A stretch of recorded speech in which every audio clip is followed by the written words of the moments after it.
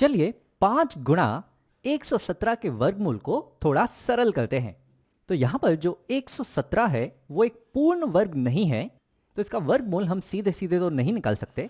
तो चलिए सबसे पहले 117 का अभाज्य गुणनखंडन कर लेते हैं और देखते हैं क्या उसका कोई गुणनखंड एक से ज्यादा बार दोहरा रहा है या नहीं। क्योंकि अगर कोई गुणनखंड दोहरा रहा है तो उसे हम वर्गमूल के बाहर ले सकते हैं। तो यहां पर हम बात कर रहे हैं 117 की।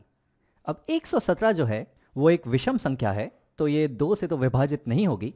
चलो देखते हैं क्या ये 3 से विभाजित होती है या नहीं। तो इस 117 को मैं 3 से विभाजित करता हूं। तो सबसे पहले यहां पर है हमारे पास 11, तो 3 गुणा 3 होते हैं 9।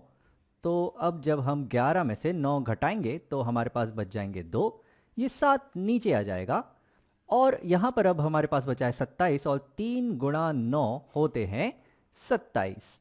तो ये 27 पूरा यहां पे कट जाएगा और हमारे पास शेषफल बचेगा 0, यानी कि 117 3 से विभाजित होकर 39 छोड़ता है। तो चलो यहां पर मैं जरा 117 का अभाज्य गुणनखंडन लिखता हूं। तो यहां पर 117 को हम लिख सकते हैं 3 गुणा 39। तो यहां पर मैं लिखता हूं, ये लिख सकते हैं 3 गुणा 39। और 39 का अभाज्य गुणनखंडन तो हम आराम से कर सकते हैं, यह है 3 गुणा 13। तो यहां पर ये आ जाएगा आगे, ये आ जाएंगे हमारे पास 3 और 13। तो यहां पर 117 को हम लिख सकते हैं कि वो है 3 गुणा 3 गुणा 13। यहां पर हम देख रहे हैं कि 3 दोहरा रहा है, तो ये वर्गमूल के बाहर आ सकता है।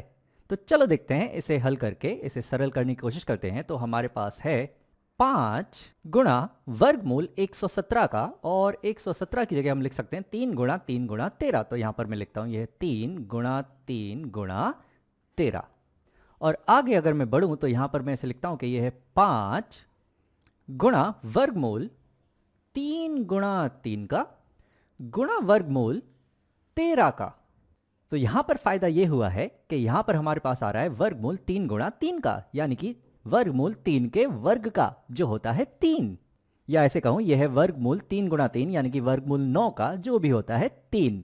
तो यहां पर हमें मिल चुका है कि ये हमें मिल रहा है 5, और ये जो वर्गमूल है 3 गुणा 3 का, ये हमें मिल रहा है यहां पर 3। तो ये आ जाएगा 3 गुणा, यहां हमारे पास वर्गमूल बच जाएगा 13 का। अब यहां पर आगे अगर इसे सरल करें तो 5 गुणा 3 होते हैं 15, और यहां गुणा हमारे पास बच जाएगा वर्गमूल 13 का। तो इस 5 गुणा 117 के वर्गमूल को हमने सरल कर दिया, और इसका उत्तर है 15 गुणा 13 का वर्गमूल। चलो मैं एक और उदाहरण लेता हूं। तो यहां पर मैं थोड़ी सी जगह बना लेता हूं और एक उदाहरण और लेते हैं हम। समझो कि मैं उदाहरण लेता हूं यहां पर 3 गुणा वर्गमूल 26 का। अब यहां पर 26 भी एक पूर्ण वर्ग नहीं है, तो इसका भी हमें अभाज्य गुणनखंडन करना होगा। तो यहां पर जो 26 है उसे हम लिख सकते हैं कि ये जो 26 है ये दरअसल है 2 गुणा 13। अब यहां पर हम देख रहे हैं कि कोई भी अभाज्य गुणनखंड दोहरा नहीं रहा है, यानी कि इस वर्गमूल को हम और आगे हल नहीं कर सकते।